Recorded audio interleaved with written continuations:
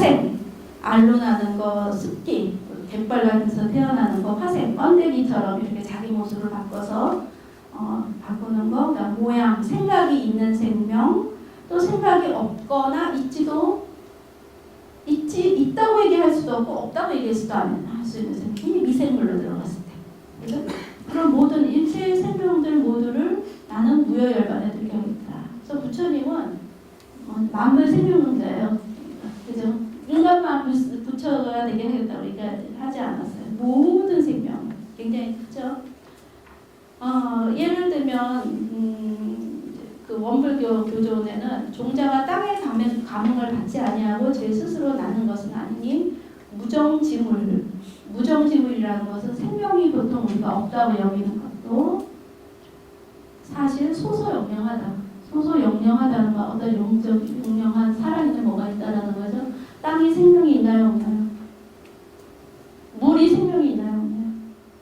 물 생명이 있어요, 없어요? 생명이에요, 아니에요? 아니죠. 왜냐면 우리가 자연을 이제 초등학교 한 3학년쯤 배우나요? 그러면 거기서 자연, 물, 바위, 흙 뭐 이런 거 구분하는 걸 배워요. 그것과 생명인 것과 생명이 아닌 걸 구분하게 되고 그게 시험 문제 나오거든요. 자연은 다 생명 아닌 거라고 동그라미 쳐야 돼요. 시험 볼 때 체계적으로. 네. 그죠? 그런데 진짜 여러분 물이 생명이에요? 아니에요? 여러분 검색해서요. 물은 알고 있다. 책 2권짜리 있는데 그거 보실 시간 없으면 검색하시면 물은 알고 있다라고 해서 한 8분짜리 동영상 떠요. 물이 내가 고맙다, 감사하다, 예쁘다, 이렇게 이렇게 얘기를 해주는 것과 난 너 싫어해, 미워 이렇게 얘기해주는 것과의 물의 결정책, 눈의 결정책, 양파 싫어 많죠. 그런 거 할 때 반응을 하잖아요. 파가, 그죠? 파라서 해요. 식물도 내가 키우는 화분도요. 얘가 반응해요. 또 유명한 그 식물이 화분이 살인자를 발견했잖아요. 왜냐하면 아무도 증인이 없는 거예요. 그래서 경찰이 바로 그래도 이런 세계를 아는 경찰이었나 봐요. 살인범을 일 것 같은 사람을 그 앞에 데려간 거였죠. 그랬을 때 얘 식물의 파동 확 떨리는 거예요. 얘가 높이. 얘가 그 살인범을 봤기 때문에 그 식물의 파동 기어가 아는 거죠. 다 있습니다. 그래서 보험이라는 물리학자인데요. 이 사람이 하는 얘기예요. 보세요. 물질이란 자고로 끊임없이 펼쳐지며 전개되고 다시 접혀서 보이지 않는 피 안으로 사라져 들어갑니다. 그런 까닭에 심지어 전자와 같은 무생물까지도 어느 정도는 끊임없이 자기를 갱신하고 있노라고 말할 수 있습니다. 그리고 생명체의 씨앗은 한 그루의 나무가 성장하여 활짝 펼쳐지는 질서뿐 아니라 거기서 다시 새로운 나무가 잉태될 수 있도록 다른 씨앗을 여물게 하는 활동까지 그 모두를 지령하는 정보를 다 차곡차곡 품고 있습니다. 전자와 같은 무생물까지만. 그러니까 보험도 뭐예요? 거의 이 수준에서 불교적인 경지에 들어가는 것 같아요. 일체의 모든 이게 우리가 그냥 어떤 물리적인 행동도 생명학으로 이해하게 되는 경지에 가는 거죠. 그리고 보험이 이 씨앗을 얘기하는 건 아까 제가 얘기한 쿠마루, 일자무식의 그 쿠마루 어머니가 얘기한 거와 똑같은 얘기죠. 똑같은 얘기를 해요. 이게 이제 그 불교의 이제 세계관이에요. 이 세계관을 이해를 다 불교, 노자, 장자, 동양사람 다 합니다. 이걸 이해하면 서양의 에코페미니즘 이야기가 너무 쉬워져요. 그냥 서구 에코페미니즘만 얘기 보려면 이게 사회 생태 여성주의는 좀 사회학적이기 때문에 이해가 쉬운데 급진 생태 여성주의자들의 글은 너무 잘 써요. 너무 수려해요. 이 사람들은 제가 볼 때 거의 시인이에요. 시처럼. 그러니까 이 사람들이 직관을 하고 깨달은 언어인 것 같아요. 그런데 이걸 논리적으로 쓰는 게 아니고 자기가 직관하는 그 시적인 언어를 쓰니까 이게 공부하는 우리로서 그것만 봐서는 이게 안 와요. 근데 이제 일단 이렇게 동양 철학 이해하고 다시 급진 생태주의를 보면 굉장히 쉬워요. 앞에서 세 번째 주로 다시 와보세요. 그러면 이제 서구의 급진 생태주의와 사회 생태 여성주의 이해하기가 굉장히 쉽습니다.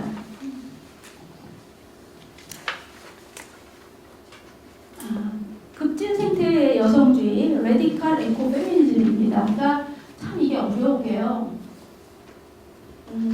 이 사람들은 끊임없이 분리주의예요. 그러니까 사실 에콜로지스트, 진정한 에콜로지스트가 되면 분리주의가 되면 안 되거든요. 근데 끊임없이 자기들은 사회, 소셜 에콜로지스트가 조금 더 심해요. 소셜 에콜로지스트들은 나는 레디칼 에콜로지스트가 아니다라는 걸 굉장히 강조합니다. 레디칼 에콜로지스트는 여성성을 본질주의로 합니다. 왜냐하면 이제 레디칼 에콜로지즘이 여성의 수요 능력이라든가 뭐 이런 걸 굉장히 좀 찬미하거든요. 이제 그래서 본질주의자를 끊임없이 비판하면서 나는 레디컬 에콜로지스트와 다른 소셜 에콜로지스트다라는 걸 굉장히 강조합니다. 근데 제가 볼 때는 이거는 역시 소셜 에콜로지스트들이 훌륭하죠. 왜냐하면 쉬바 같은 사람. 근데 쉬바도요. 에코페미니즘 같은 책이 벌써 그게 언제 나왔나? 꽤 우리나라에서 90년대 번역했으니까 그 원서는 더 빨리 나왔을 것 같은데 그때랑 지금이랑 많이 달라진 것 같아요. 인도의 어떤 불교 같은 거를 많이 수용하는 것 같고요. 그 경계가 모호해졌는데 하여튼 에코페미니즘 같은 책에서 끊임없이 레디컬 에코페미니즘이란 말은 안 쓰지만 자신을 그쪽이랑 분리를 하는데 그래서 그쪽은 굉장히 부르주아 에코페미니즘이다. 뭐 이런 식의 비난을 합니다. 근데 저는 그것이 또 하나의 이분법이다 이런 생각이 듭니다. 그래서 우리랑 안 맞다 이런 생각을 하게 돼요. 왜 그런가를 좀 이제 얘기할게요. 자, 이제 레디컬 에코페미니즘에서는 여기서 영성을 얘기한다고 했죠. 영성의 그 두 번째 단어가 영성의 두 핵심 개념이 내재성과 내적인 연관성입니다. 내재성은 임원관계, 내적인 연관성은 인터커넥션입니다. 그래서 내재성은 어떻게 보면 여신, 가이아, 영성 등으로 불리는 광대한 생명력, 동양에서는 태극, 무곡도 이론으로 이렇게 표현되는데 이런 광대한 생명력으로 인간은 물론 동식물, 무생물 이들이 상호 관계에 이르기까지 이 모든 광대한 생명력이 체험되어 있다는 거다. 이렇게 해서 여러분 잘 이해돼요? 이 내재성은 바로 동양에서 뭐라고 얘기하냐면 불성. 모든 만물이 바로 불성을 갖고 있다. 그죠? 한편으로는 아주 정말 경계에 따라서 번뇌로 빠질 수 있는 양면이 다 있는 거죠. 번뇌를 빠질 수 있는 그런 중생이기도 하면서 다른 한편 그렇다고 내가 그 불성이 없는 존재는 아닌 거죠. 모든 불성을 체험하고 갖고 있는 존재다. 그게 내재성이에요. 서구 에콜로지에서는 그게 내재성이고요. 내적 연관성, 인터커넥션은 바로 나는 너한테 의존했고 너는 나한테 의존했다. 그죠? 공즉시설, 특즉시보, 내적인 연관성. 이것이 인터커넥션입니다. 그래서 이 모든 존재들은 서로 연결되어 있다는 거죠. 그죠? 그래서 모든 것은 하나다. 모든 형태의 존재는 생기하고 사라지는 물질, 에너지에 끊임없이 이어지는 하나의 춤으로 구성된다. 이렇게 굉장히 시적으로 표현을 한단 말이에요. 그래서 이게 무슨 소리 할 때 바로 상호의존성, 내적인 상호의존성을 얘기한다고 보면 됩니다. 근데 이제 문제는 이제 급진 생태주의는 여성이 남성보다 영적으로 일부 급진 생태 여성주의자들이 좀 강조하는 경향이 있어요. 경향성이. 예를 들면 여성은 특별한 명상 능력이 있다거나 신경 생리학적으로 여성의 두뇌는 남자와 다르고 이로 인해 여성이 남성보다 탁월한 공감적인 이해, 교통, 조화의 성향을 지녔다는 이런 주장들을 하기도 하고 여성의 영적인 능력은 여성이 자기의 피와 살로 아이를 만들어내면 그들의 유방으로 아이를 길러내는 여성의 생명 생산과 인간 능력과 연결되어 있기 때문이다. 뭐 이런 설명을 하는데 이렇게 주장하는 사람도 있지만 모든 레디컬 에콜로지스트들이 그런 거 아니고 이런 성향이 일반적으로는 맞는데 또 100% 진리는 또 아니고 왜냐면 아이를 학대하는 엄마도 있고 아빠도 있고 그죠? 이제 그런 본질은 아니죠. 근데 다만 이걸 강조하는 경향이 있는 거죠. 조금 우리가 경험적으로 여성이 조금 더 공감 능력이 있고, 그죠? 타인을 통해 조금 더 민감하고 이런 거는 여러분 안 느낍니까? 조금 경향적으로 그런 정도를 강조하는 거라고만 이해한다면 이게 그렇게 불편하진 않거든요. 네.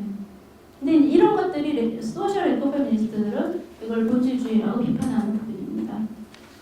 그렇지만 또 이제 사회 생태 여성주의는 이제 이걸 비판을 하면서 앞에 거를 비판을 하면서 그 4페이지에 그 비판 이런 비판을 쭉 썼습니다. 쓰면서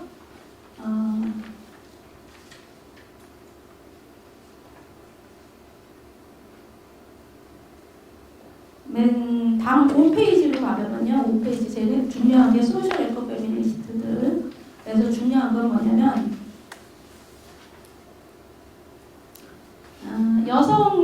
여성과 남성이 다르다는 걸 이미 인정을 합니다. 소셜 에코 페미니스트들도. 그런데 이거를 영성으로 명명하는 거에서는 부정적이고요. 여성행위 영적으로 탁월하다 이렇게 얘기하는 거에는 부정적이고요. 사실 영적으로 여성이 더 탁월하다고 얘기하기는 어려운 것 같아요. 경향적으로 분명히 여성이 조금 더 보살 비밀 능력, 공감 능력이 있지만 또 이게 별로 아동학대 보고도 그런 것 같지도 않고요. 그래서 본질이라 얘기하기는 어려운죠. 어려운데 이것을 조금 어떻게 얘기하냐면 미스하고 반다나 시바 같은 경우는 여성의 영성을 민중 여성의 영성은 유물론적이면 이거는 서브시스턴스 퍼스펙티브 혹은 서바이벌 퍼스펙티브 혹은 페미닌 프린시플이라는 말을 씁니다. 이게 여성이 남성과 다르게 가지고 있는데 이거는 생물학적으로 주어진 것이 아니라 여성이 생태적인 삶을 살면서 그래서 제3세계 여성 민중을 얘기합니다. 바로 아까 제가 얘기한 푸마르의 어머니 같은 이 다름이 있다. 근데 그 다름은 그리고 이 다름이 바로 현재의 이 생태적으로 너무 지금 아까 지구 멸망의 위기감을 다 느끼는 데서 생태주의가 나온다고 그랬죠. 그래서 이 지구를 생태주의 사회로 전환하는 데 중요한 거는 이런 페미닌 프린시플을 지키면서 사는 거다. 이거가 굉장히 이 자극주의 이 얘기입니다. 그래서 이거는 제3세계 여성 민중이 이제 이런 거를 갖고 있다. 저는 어떤 입장이냐? 시바의 이 말이 반은 맞고 반은 틀립니다. 왜? 여성 농민이라고 다 이걸 갖고 있지는 않고요. 제가 이제 여성 농민들하고 그래도 가까이 일을 하니까 이렇게 보게 되면 여성 농민들도 다 농약 써요. 그렇죠? 쓰는 농민, 안 쓰는 농민보다 더 많이 여성 농민 많고요. 이것도 이렇게 얘기하니까 이제 그래서 시바는 모르 가요. 이제 지금의 최근에 하는 거 시바는 나부다냐라고 해서 마찬가지로 토종씨앗 운동을 해요. 그래서 나부다냐가 뭐냐면 인도의 GMO 피해는 너무 어마어마해요. 왜냐면 GMO 면화를 심거든요. 근데 이 면화가 GMO 면화를 심으면 다 수확하고 제초돼도 덜 뿌릴 거라고 해서 GMO를 사게 했거든요. 그 농민들이 빚을 내면서 GMO 면화 씨를 샀어요. 그래서 했는데 제초제도 더 많이 쓰게 되고 수확도 안 됐어요. 더 농사를 더 망쳤어요. 그래서 지난 30년 동안 20만 명인가 인도의 농민들이 자살했다고 하더라고요. 그래서 지금 시바가 하는 일은 뭐냐면 이 생명공학에 아주 적극적으로 반대하면서 인도의 토종 씨앗을 다 찾아내서 농민들한테 다시 나눠줘요. 토종 씨앗을 심어라. 그러면은 자 한 대를 가져가면 한 대면 그게 토종 씨앗 한 대면 어마어마해요. 그게 다시 그죠? 몇십 배가 되거든요. 그러면 다시 씨앗 한 대만 도로 갚아라. 그럼 그걸로 또 다른 농민한테 나눠주고 이 운동을 지금 시바가 지금 하고 있어요. 반다나 시바가 결국 이렇게 가니까 그러면 그 토종 씨앗을 지킨 할머니들이 있기 때문에 이 운동이 가능한 거죠. 그래서 페미닌 프린시플이 대안이라고 얘기할 때 맞아요. 맞는데 모든 여전히 인도에는 이렇게 시바의 영향력이 굉장히 큼에도 불구하고 소종 씨앗을 면화를 심는 농민보다 여전히 GMO 면화를 심는 농민들이 더 많을 거라고요. 거기에는 여성 농민도 있을 거고. 이것도 무조건 절대적인 건 아닌 거죠. 그 다음에 그래서 이제 제가 볼 때 서구 생태주의하고 우리나라 에콜로지, 에코페미니즘하고 다른 게 뭐냐면 이거를 일단 저는 양쪽 이렇게 치면 저 같은 경우는 하고는 이게 분리가 안 된다는 게 제일 핵심이에요. 경영적인 차이는 있습니다. 저는 여성환경연대를 창립할 때부터 계속 활동을 했고 몇 년 전에 우리 운영위원회 살림꾼이라고 그러는데 한 2년 전에 살림꾼을 내려놓을 때까지 여성환경연대 운동을 했거든요. 여성환경연대는 소셜 에코페미니스트적인 운동을 많이 하고 있다고 보면 됩니다. 지금 가습기 피해, 그 다음에 화장품이 얼마나 지금 오히려 여성의 피부를 해치는지 뭐 이런 걸 고발하는 뭐 이런 다양한 운동을 하고 있는데 그런 여성환경연대 운동도 하면서 또 이제 저는 또 다른 한편으로는 이제 레디컬 에코페미니스트 서구의 레디컬 에코페미니즘이 한쪽으로 이제 계속 나가면 어디로 가냐면요. 이제 영성을 하니까 제도권 종교를 안에서 개혁하려는 공건주의는 파와 제도권 종교는 안 돼. 왜? 그거는 가부장적인 신성이야. 왜 하나님 아버지야? 우리가 기도를 할 때 기독교 안에서 하나님 아버지, 가드 파더라고 기도하게 되죠. 신이 무슨 성이 어디 있어요, 여러분? 논리적으로 생각해봐도. 그죠? 근데 하나님 아버지 이거를 끊임없이 부정을 하는 게 메리 데일리라는 이제 그 학자가 있어요. 그래서 이런 이제 그 기독교 안에서 이제 그걸 개혁하려는 이제 그러면 이제 어떤 운동을 하냐? 하나님 아버지가 아니고 우리가 하나님 어머니라고 한번 기도를 해보자. 그런 우리나라도 그런 여성교회가 있거든요. 하나님 어머니. 뭐 왜 하나님 어머니가 왜 안 돼요? 되죠? 네. 그리고 실제 역사적으로 보면 기독교 여성들이 하나님 어머니라고 중세시대 때 기도를 했더라고요. 실제. 네. 그건 자기 지혜로 이거는 하나님 아버지 하나님이 꼭 아버지가 아니라는 걸 아는 거죠. 이렇게 안에서 그 기독교 안에서 이제 개혁하려는 쪽으로 가고요. 더 나가는 사람은 기독교는 안 돼. 어떻게? 그 이전의 종교, 그 이전의 종교는 BC 5000년 전 이전으로 올라가면 신화시대입니다. 전 세계적으로 남신이 존재하지 않아요. 왜냐하면 가부장제가 되면서 어떤 생식에서의 남성 역할과 그거는 이제 가축사 역하고 연결되죠. 수컷의 역할을 알게 되는 인지가 그렇게 될 때 가축을 기르게 되면서 아마도 수컷의 그 생식에서의 역할을 알게 되고 이르면서 남성의 생명 생산에서의 역할을 알게 되는데 그 전에는 여성은 생명을 낳죠. 그죠? 그 다음에 생계에서도요. 남성들이 수렵을 하는데 수렵은요. 지금의 이런 면에서 참 진화적으로 차이가 있어요. 남성들은 기업 활동을 많이 하는데 100개의 기업이 생기면 그 중에 80, 90개 망한다며요. 그죠?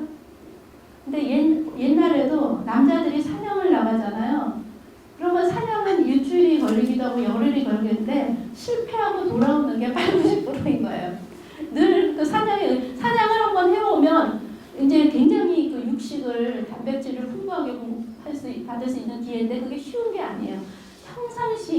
평상시에는 육식을 뭐로 공급하냐면 채집 행위랑 같습니다. 여성들이 잡는 설치류, 토끼나 쥐 이런 것들로 육식을 그거는 굉장히 안정적이에요. 85%, 90%를 여성의 식물성 채집과 그런 작은 소동물, 소형동물로 생계를 의존합니다. 여성이 생명을 낳죠. 그다음 생계도 여성한테 의존하죠. 그죠? 삶이 그랬어요. 그리고 여성의 생리 주기는 뭐 달의 주기와 같죠. 그러니까 5000년 전 이전으로 올라가면은 모두 여신입니다.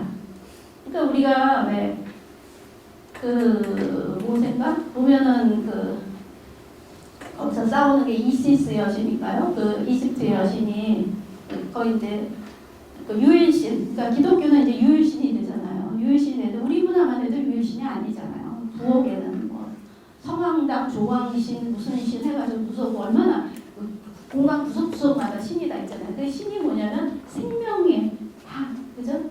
어떤 요 공간을 지키는 이 수호신이 다 곳곳마다 있다고 본 거. 곳곳마다 있다고 본 거죠. 그래서 이때는 5,000년 전 이전에는 다 여신들이고요. 그 여신은 우리 삼신할미 지금도 그죠? 삼신할미가 생명을 줬다라는 건데 아마 삼신할미가 굉장히 대모신이었을 거예요. 그러다가 이제 뭐 생명만 놔주는 신으로 짓는 신으로 이렇게 가부장제가 되면서 지위가 하락하는 건데요. 그리스 로마 신화에 그 여러 여신들이 있죠. 그런데 제우스의 어머니가 여러분 누군지 아세요? 어머니가 있거든요. 여신 메티스라는 여신이 있습니다. 지혜의 여신이에요. 근데 그 메티스는 잊혀지잖아요. 근데 그게 사실 그레이트 가디스 지역 곳곳마다 대모신이 있어요. 그래서 그 대모신들의 하는 기도를 보면은 굉장히 재밌어요. 지금 우리가 신들한테 하나님이나 부처님한테 하는 기도랑 비슷한데요. 이스타 여신이셔 강물을 마르지 않게 해주소서. 그래서 우리가 언제나 풍부하게 배불리 먹게 해주시고 아픈 자를 낫게 해주시고 우리가 하는 기도는 똑같이 합니다. 그걸 누구한테 하냐? 여신한테 해요. 그래서 이제 여신을 찾아다니면서 여신 의뢰를 하고 그리고 그 사회는 고고학적 유물을 보니까 별로 덜 폭력적이었다는 거죠. 폭력을 쓸 때도 별로 없었겠죠. 그래서 그 질서를 어떤 모계적인 질서를 되살리자 하는 게 또 하나 있습니다. 그런데 저 같은 경우는 그거를 우리나라에서도 저는 그게 필요하다고 봐요. 근데 그거는 저는 종교라기보다 문화로 되살리자는 입장이에요. 그건 뭐냐면 우리 무속이거든요. 그러니까 무속이 지금 우리 미신처럼 돼 있죠. 근데 그거는 무속은 토종 할머니가 살아내신 것처럼 저는 생태주의자에서 무속이라든가 씨앗이라든가 이런 걸 보면은 무슨 생각이 드냐면 이거는 어마어마한 문화적 쓰나미가 지금 일어나고 있어요. 어마어마한 문화예요. 무속 문화가 여러분 우리의 춤이라든가 공예라든가 다 무속에서 났습니다. 그 무속 그 박물관에 가보면 그 화려한 종이 공예 같은 거 그게 만약에 우리 사회가 서구적 근대화를 추종하지 않았다면 그거는 정말 그 무속 문화를 전수하고 아이들한테 가르치는 저는 어떤 프로그램이라든가 센터라든가 아마 에컬로적인 문화운동이면 그렇게 돼야 된다고 생각해요. 근데 그걸 아마 가르칠 수 있는 무당들도 점점 사라질 거예요. 그런 것들을 다 할 수 있는 무당들은요, 그 사람들은 굉장한 예술인이에요. 엄청난 예술인이에요. 굉장한 문화예요. 그리고 무속 서사를 보면은 100페이지 가까이 돼요. 그걸 이 무당들이 다 외워서, 그쵸? 외워서 다 하거든요. 굉장한 제가 볼 때는 똑똑한 사람들이에요. 엄청나게 똑똑하다. 그 시대에 저는 똑똑한 여자들이 무당됐을 것 같아요. 마녀들이 서구에서 마녀가 지혜로운 여자들이 마녀였던 것처럼 비슷했을 것 같아요. 그런데 이제 우리는 그런 정도로 서구의 그 여신을 찾는 그런 정도로의 그 레디칼 포비니스트들은 없지만 약간의 경계는 있지만 이런 여신책을 같이 읽고 우리가 같이 번역도 하고 뭐 이러자는 모임이 있어요. 제가 거기 속해 있는데요. 근데 저는 이제 양쪽에 다 속해 있는 거예요. 근데 이제 거기 여신 모임에 가면 이 사람들은 자기들끼리 그런 소박한 의뢰를 하는 거 너무 좋아하고요. 꽃도 갖다 놓고. 그런데 이 사람들도 마찬가지로 촛불시위 나가고, 다 반핵하고, 반핵운동하고, 다 이랬습니다. 이렇게 이분법적이지 않아요. 막 경계만 쫓아다니고 있는 거 아니라는 거죠. 경계가 없어요, 사실은. 그래서 이제 저도 이렇게 해서 우리는 그런 경계를 얘기하기 어렵다는 것도 하고, 이영숙 선생님이란 분도 실제 우리나라 여성환경운동가를 인터뷰했을 때 이게 서구 에코페미니즘은 낯설다, 이걸 친숙하게 못 느끼고 있었고요. 또 예를 들면 전혀 제가 그게 아주 또 하나만 초기에 어떤 게 있었냐면, 고종희 씨가 돌아가셨을 때 고종희 씨 시를 아마 지금 다시 본다면 저는 고종희 씨가 에코페미니스트 같아요. 왜냐하면 해남이 고향이거든요. 붉은 황토에 대한 거였어요. 근데 고종희 씨는 바로 시 자체가 소셜 레디컬을 다 통합한 에코페미니스트였어요. 그 시를 보면. 근데 이제 그분이 돌아가셨을 때 통나문에서 의례를 했어요. 의례를 했는데 그 의례 주관을 누가 했냐면 정경경 선생님이 했어요. 근데 굉장히 무속적인 의례였어요. 제가 그 의례를 보고 하나의 어떤 문화적인 쇼크였어요. 굉장히 정신을 팍팍 들게 하는. 굉장히 저는 사실은 어렸을 때 기독교 문화 속에서 자란 사람이거든요. 근데 제가 그걸 여기 어디 썼는데, 여기다 13쪽인데 여러분들이 13쪽에 1991년이군요. 1991년.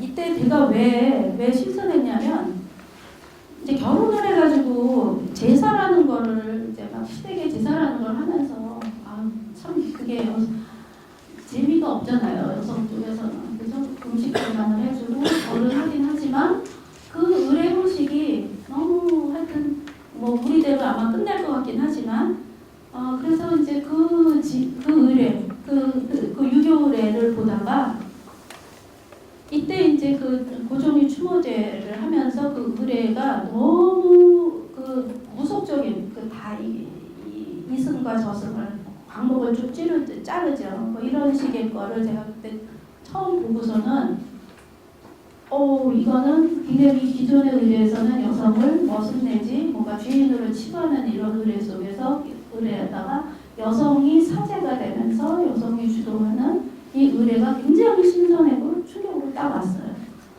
그리고 우리 모든 참여한 모든 사람들이 창호지에다가 고인한테 하고 싶은 말을 다 쓰는, 모든 사람들이 참여하는 의례. 굉장히 다르죠. 이런 의례였죠. 그리고 또 여성 신학자면서 여성 목사가 축도를 하기도 하면서 이때 무당이 어린 무당이었어요. 이제 막 무속에 입문한 무당인데 조금 아쉬웠어요. 왜냐하면 이 무속의례에서 클라이막스는 신내림을 받아서 이 사람이 고종희 씨가 돼서 고종희 씨의 말을 전해야 되는데 거기서 조금 모자랐어요. 아직 그 어린 무당이었기 때문에 이제 막 무당, 그게 좀 그거 하나가 아쉬웠지만 너무너무 이렇게 우리가 제사를 다르게 할 수 있구나. 이거는 이런 행동은 누가 하느냐? 레디컬 에코페미니스트 이런 행동을 합니다.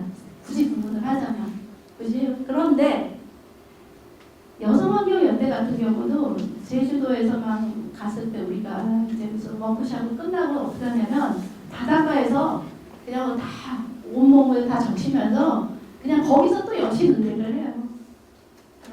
거기서. 그래서 여성환경 같은 데서 또 거기서 그러면서 소셜 페미니스트, 레디컬 에코 페미니스트의 경계가 거기서도 허물어집니다. 그래서 저도 이제 저도 그래서 여성환경 운동가들을 인터뷰한 적이 있는데요. 그게 그 다음 쪽에 보면 제가 한 20명 인터뷰한 적이 있는데 그 다음 페이지 중간 나라를 보면 이 여성환경 운동가들은 굉장히 이 사람들이 나는 궁금한 게 뭐였고 이 사람들이 영향을 받은 게 뭐였나 이게 궁금했어요. 그랬더니 굉장히 폭넓었어요. 그러니까 서구의 생태주의 담론도 보고요. 신과학이 뉴 사이언스에서 김재희 씨가 굉장히 번역을 많이 해서 소개를 했죠. 뉴 사이언스 같은 데서는 바로 물은 생명이다라고 얘기를 하고 지금 이 그런 지금 물을 땅, 흙 이런 거를 다 생명이 아니라고 하는 근대과학을 뭐라 하냐면 그 근대과학이야말로 미신이다 이렇게 얘기합니다. 그거는 과거의 애니미즘, 토테미즘보다 못하다 이렇게 얘기합니다. 왜? 애니미즘, 토테미즘은 적어도 나무를 생명으로 보거든요. 그렇게 얘기를 합니다. 그래서 서구 생태주의 담론, 신과학, 독일의 녹색당, 불교, 노자, 장자 다 봅니다. 그 다음에 인도 철학까지 보고요. 그 다음 무속 설화 같은 것도 보게 됩니다. 그러면서 자기가 이런 다양한 것들을 폭넓게 괜히 독서를 많이 한 거죠. 하면서 자기가 취사 선택하면서 이게 섭취하는 거예요. 그래서 이런 식의 한국의 생태 운동을 하는 여성들이 굉장히 이런 다양하게 폭넓게 자기 거를 만들고 있는 그 속에서 만들어지는 생태주의가 어떻게 레디컬 에코페미니즘이냐 소셜 에코페미니즘으로 어떻게 분류할 수 있느냐. 분류 안 된다는 거예요. 같이. 그래서 제네발 이것도 레디컬 에코페미니즘, 소셜 에코페미니즘 이런 식의 분류를 하지 말자. 이건 우리랑 안 맞는다. 라는 얘기를 그래서 어떻게 했느냐. 저는 그 통합적으로 굉장히 한국의 에코페미니즘은 통합적인 거고요.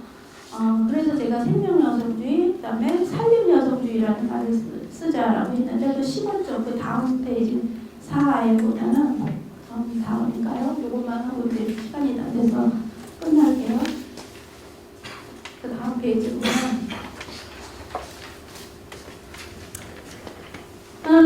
제가 살림이라는 말을 산림여성주의라는 말을 쓰는 이유는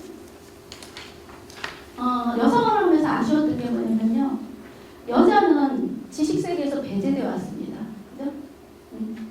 그래서 한 번도 못했고요.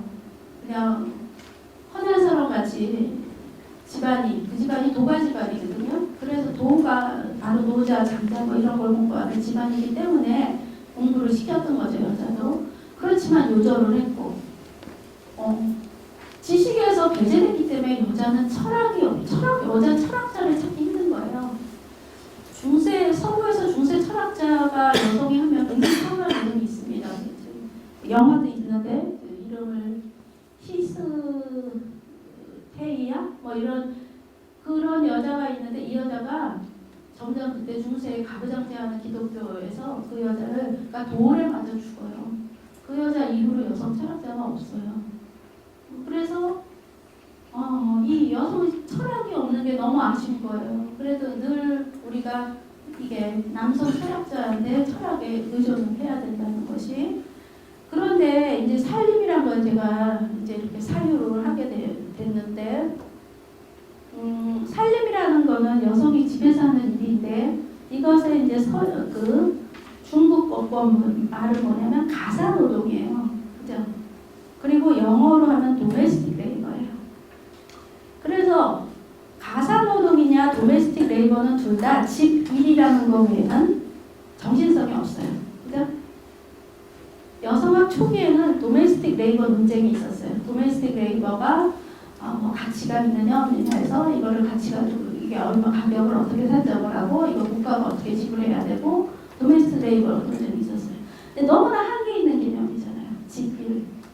그러니까 그 다음에 이제 조금 더 서구 여성학이 나가는 게 리프로덕티브 레이버, 재생산 노동.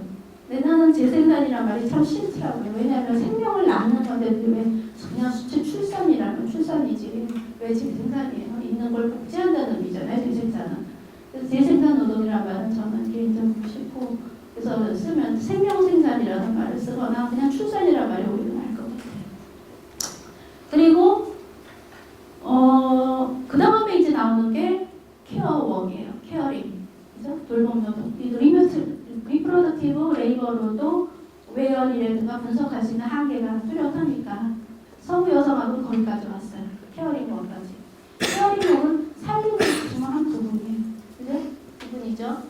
근데 이 살림이라는 말은 여성의 일이면서도 사실 그 외연을 봅시다. 외연이 집일에만 국한되는 게 아니고 나라 살림이란 말 되죠.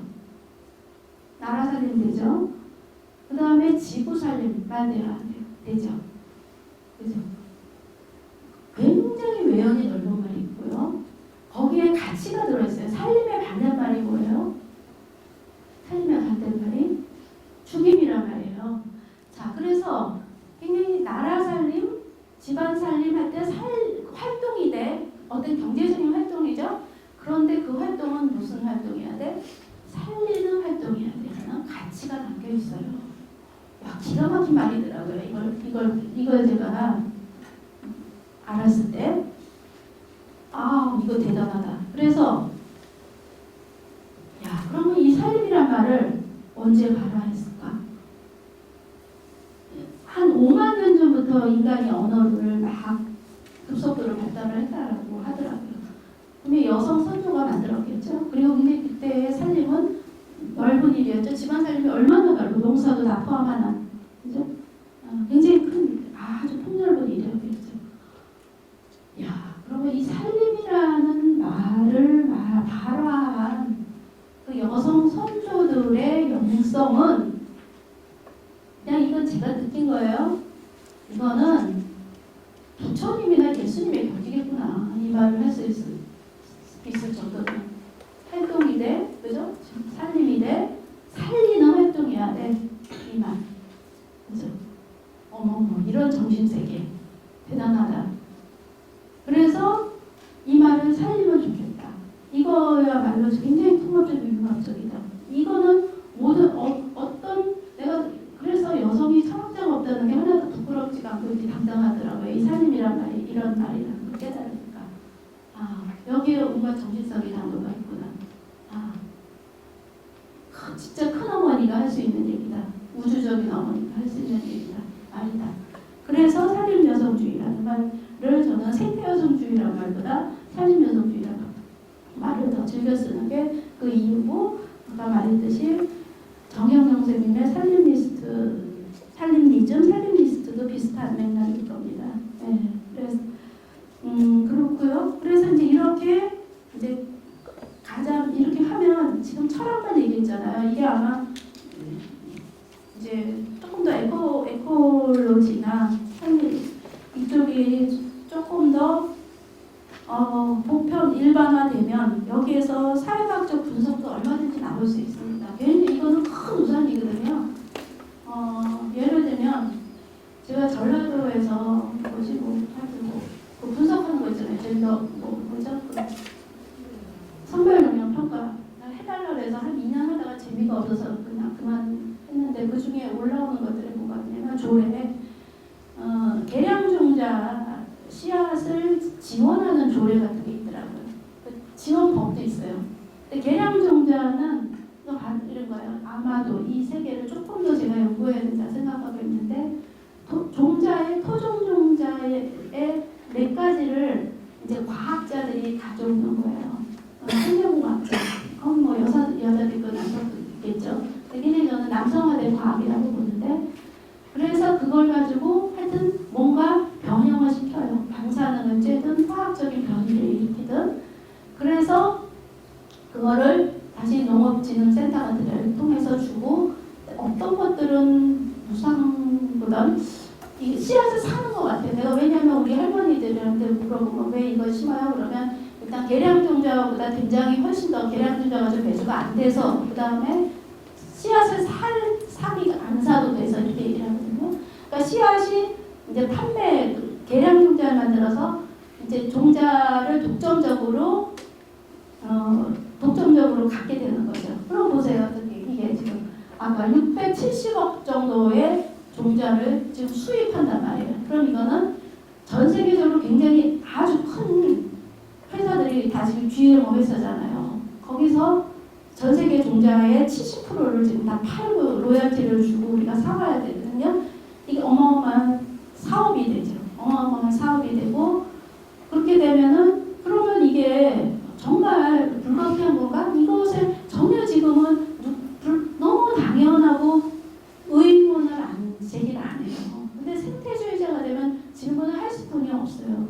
그 계량종자든 GMO 종자든요, 실제로 그거는 종이 단짝화돼요. 그러니까는 예를 들면 감자면 전라도의 어떤 지역의 감자와 강원도의 감자가 달라요. 그죠? 그리고 종 다양성이 사라져요. 그러니까 우리가 유네스코가 종 다양성 협약, 문화 다양성 협약 다 제정해 놨어요. 그런데 종 다양성, 문화 다양성의 협약으로 무슨 천연교 기념물로 보호도 지금 보호해야 되고 뭐 이렇게 하는데 그 중에 핵심적인 분야가 사실 종자가 핵심적인 거거든요. 그냥 핵심적인 게 아니고 문화 다양성과 종 다양성이 같이 갑니다. 우리나라에서 유네스코의 세계 무형유산으로 등재된 문화들, 무속 국들, 그 다음에 김치와 김장 문화, 또 뭐가 있나요? 이런 것들이 다 보면 농촌 문화예요. 네, 상당히 아마 조사를 하면 70-80%. 그 다음에 궁중 문화가 좀 있겠죠. 그 문화가 기반이 농업입니다. 이 씨앗 문화, 토종 씨앗 문화거든요. 그 문화인데 이게 종류의 다양성과 문화 다양성이 같이 가는데 그거 사라지죠. 단적화되면 또 이제 아일랜드에서 종이 단적화되면 어떻게 오냐면 지금 돼지 다 쓰는 바이러스가 오면 다 죽죠. 마찬가지예요. 토종이 오면 종의 전멸이 없어요. 지역마다 다르기 때문에. 종이 단적화되면 종의 전멸이 와서 아일랜드가 바로 18세기에 감자기근, 단적화되면서 감자기근이 와서 그때 100만 명이 아사했어요. 이렇게 굉장히 심각한 문제, 이런 문제들이 있는 건데 이런 분석, 이게 내려오려면 얼마든지 이것도 그렇게 분석적으로 사회학적인 분석이 들어간 주제들이 많습니다. 근데 거기까지는 사실 과제죠. 과제인 거고 오늘 저는 이제 철학적으로만 접근을 했어요. 시간을 조금 넘겨서 죄송해요. 네, 여기까지 하겠습니다.